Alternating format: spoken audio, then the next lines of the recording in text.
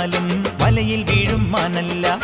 മഴവിൽ ചാന്ത് തൊട്ടൊരെന്റെ സ്വന്തം മണമകൾ. ഏത് തമ്പ്രാൻ വന്നാലും വലയിൽ വീഴും മാനല്ല. മഴവിൽ ചാന്ത് തൊട്ടൊരെന്റെ സ്വന്തം മണമകൾ. രംഗനാഥൻ കോയിലിലെ